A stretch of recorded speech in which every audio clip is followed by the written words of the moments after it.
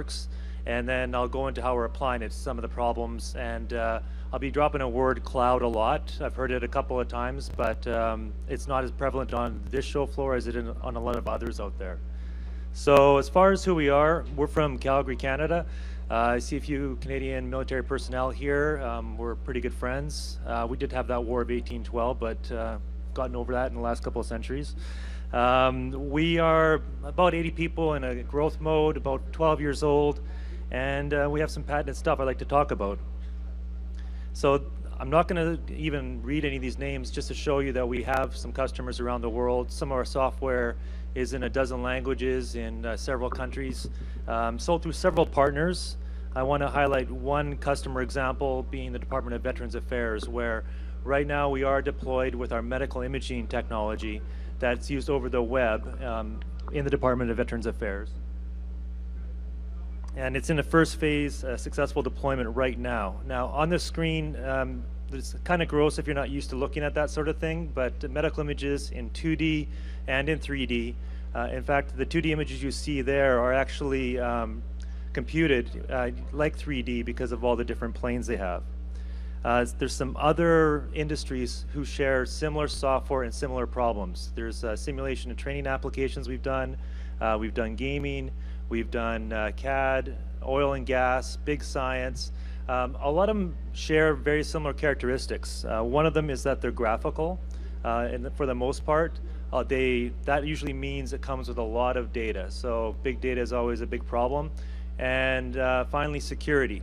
And security means different things to different industries. Every one of those industries say security is a really high requirement.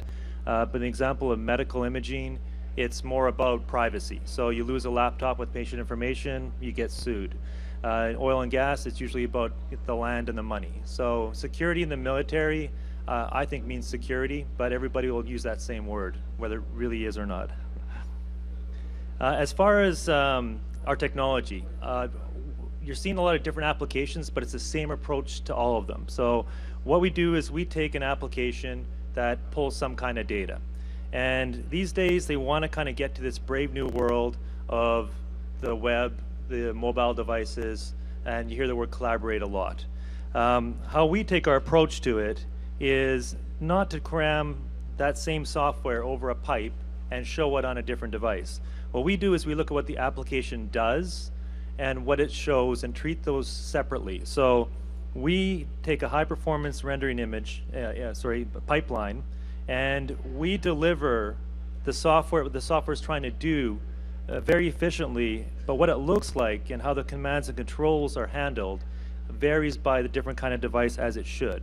So it doesn't work to cram a Windows desktop software onto an iPhone. The controls just don't work that way. Users really don't like using it that way. And the biggest thing for these kinds of applications is performance just won't work.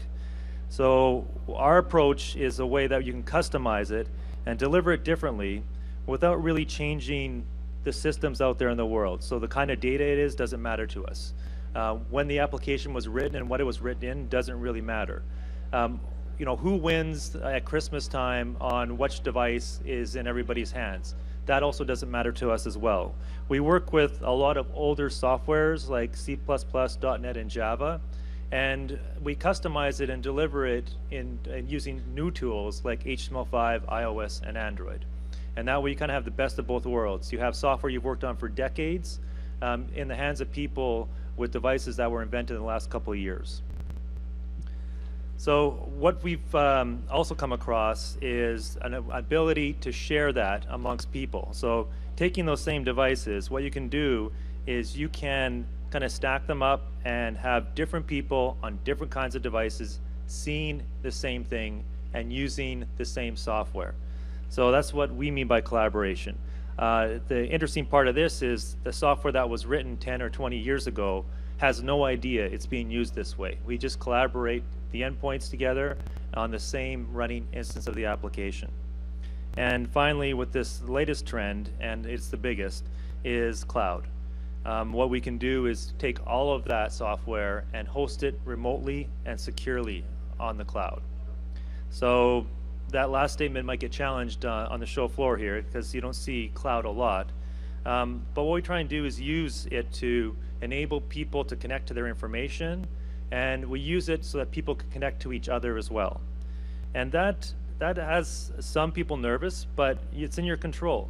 What you can do and is take it and deploy it by user and by use very effectively.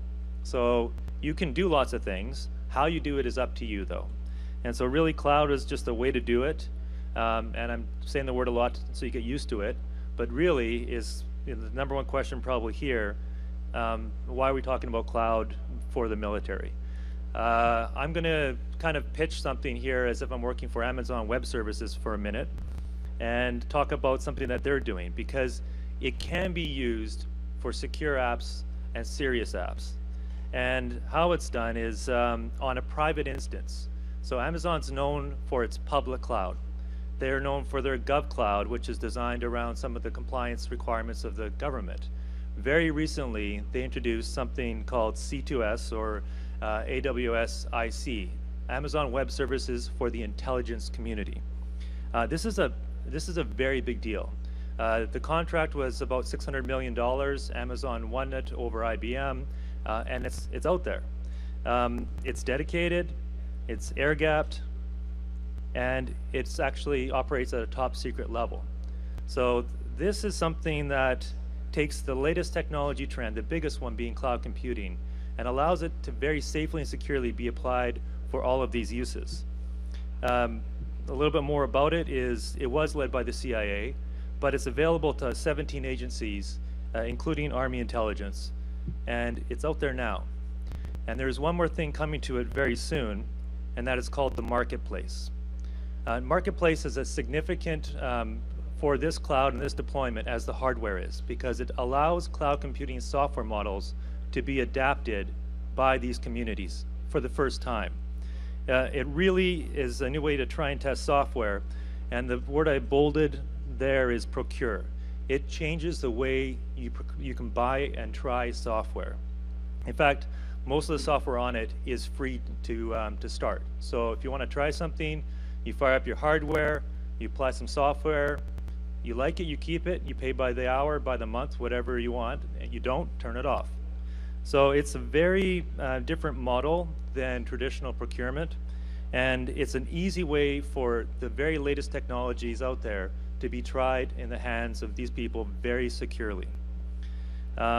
It's got all the cloud computing benefits, like the flexible control and pay by the SIP, as they say, or pay for what you use only.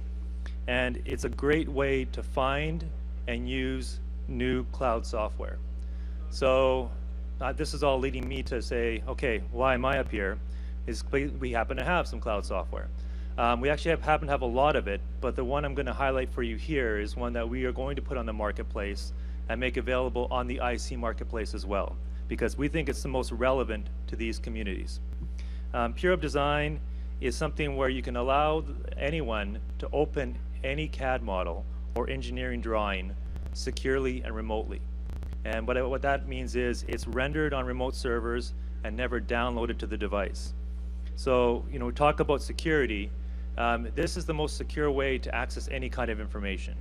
The information remains in the controls of people and is cleared to those different levels. So you can allow security see that this portal exists, security to see that the application exists, but most importantly, you secure the data. So different people can be allocated different levels of clearance for whatever models. The example I use is one S3 bucket might have Jeeps, one might have armored personnel carriers, and one might have planes.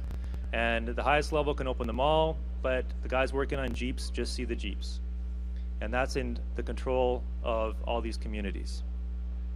Also for it is the approach we take means you can take a lot of the price and power out of the end devices. So, you can use it on Chromebooks and tablets and things that can't even render this kind of software. We have access to the biggest, most powerful GPUs, the very latest and greatest hardware now in your pocket. And it can be done on anything, and the other thing that can be done is you can use it to collaborate remotely with experts. So one example, I will show a video so you can see it on the the video that's being recorded, but I have a live model here in my hands, and I'm collaborating with on the table over there. So you can see the audio video going, you can see that I'm actually interacting with the model on the remote server, and I can do it on any device. So this is kind of my Look Ma No Hands demo, where the model is on the cloud, secured, but I'm accessing it on a very low power device right here.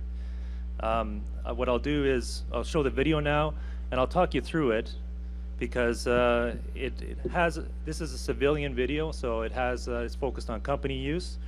But what I'm going to do is mention how that can be adapted for the use that you might want. So yeah, play the video with no sound, please. Thank you. So first things first, opening your stuff. So if you've been secured to see this application, now you're allowed to see different, say, repositories of data. In this case, it's Dropbox or Box, and they have different levels of security. What it's doing right now is moving the model from the storage to the remote server, not downloading to the device. That's very important. And that's how you can access it on very lightweight devices. It's being rendered on GPUs. In this case, it's collaborating between a Chromebook, an Android phone or tablet, and an iPhone. And you can see this is actually real-time performance. I was doing it here, and you can come play with it yourself. But it feels like that software is there when really it's being rendered remotely and securely. Audio video is something you can add. It's something we probably won't start with on the IC marketplace, but there's options. There's options like you can allow people to annotate and capture. So workflows in the corporate world, there's lots of those where they need to modify design, send you a picture quickly. For us, you can either have that feature or not. I always compare it to, say, taking a picture of a model with your phone on this, off the screen itself. That's not secured, but the person who has accessed it is authorized to access it and is responsible for security. This last bit's interesting here because we've only shown a few buttons and controls to keep it simple, but the full software in this case is called Rhino 3D. It's a very popular CAD application that is running against a GPU more powerful than it's ever seen before, and you can actually modify these models and change them and save them back if you so choose. So there's the consume and produce possible. So you can allow people just to see it, or you can allow it to change it. And when you're collaborating on something, that last part is actually quite valuable. So that's that. I'm going to open it up to questions and invite you to come play with it yourself after. Okay, sir, I'll ask the first question. Some of it went over my head, I'll be honest with you, but so the way I understand, both the application and the data are on the cloud. You have a specific design application. Can I download the data, convert it to my resident application? No, you cannot. So Okay. all processing, all data remains on the cloud. That's actually just the architecture of our software. If there are ways you can do it. I compare it to like iTunes, where you can listen to a song. If you want to actually buy the song and download it, what we could do is convert them to, say, a 3D PDF, so you can download it to your tablet for use in the field. Now that's a lesser model. So in this case, I have a helicopter rotator blade. The entire model, all of its data, all of its cost information, weight, Right. Everything is in that model right now. You can throw a lot of it away and allow some of these models to be carried around on tablets in the field, just kind of like checking it out of the iTunes store. Right. Again, based on authorization. Okay, thank you. So, quick question. If the data is, everything's on the cloud, and you're opening it up with a tablet, does that tablet now have to be, so in the military we have separate computers that are SIPR, separate computers that are NIPR. Would that tablet have to be a SIPR type tablet?